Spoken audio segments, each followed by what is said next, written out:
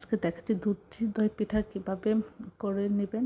আমরা প্রথমে খেজুরগুলো ছোটো করে কেটে আমরা এভাবে জাল করে লিকুইড করে এটা ঠান্ডা হতে রেখে দিব। আমরা তারপরে 3 লিটার মতো দুধ জাল করে নিয়েছি, নিয়ে এর মধ্যে তেজপাতা এবং একটু সামান্য এলাচ করে দেবো, এতে ফ্লেভারটা ভালো আসবে, খেতে সুস্বাদু হবে। তারপরে আমরা এর মধ্যে গুঁড়া দুধ দিব, 5-6 চামচ বা 7-8 চামচ গুঁড়া দুধ দেবেন, এতে দুধটা ঘন হবে এবং খেতে খুবই সুস্বাদু হবে। আর দুধ ভালো করে জাল করার পরে আমরা এর মধ্যে দিয়ে দেবো পুরানো নারকেল। তো এটি যখন খেতে যাবো তখন খুবই মজা লাগবে, সুস্বাদু হবে।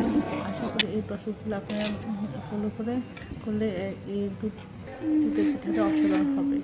তারপরে সব কিছু যখন ঠিক হবে আমরা চুলা থেকে দুধটা নামিয়ে তারপরে খেজুর গুড় এভাবে ঢেলে দিব, তাহলে আর দুধটা কেটে যাবে না। যখন গরম দুধের মধ্যে চুলা থাকা অবস্থায় গরম গুড় দিলেই দুধটা কেটে যেত, ঠান্ডা গুড়টা ঠান্ডা করে দিলে আর ছানা কেটে যাবে না।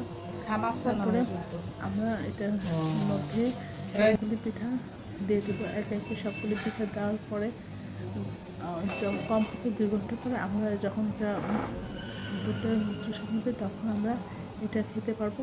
এভাবে দুধ পিঠা খেলে অসাধারণ লাগে। আশা করি আপনারা এই রেসিপিটা একবার হলেও ট্রাই করবেন। সবাই আমার চ্যানেলটি লাইক এবং শেয়ার দেবেন, সাবস্ক্রাইব করবেন, প্রিয়জনকে বেশি বেশি করে শেয়ার দেবেন।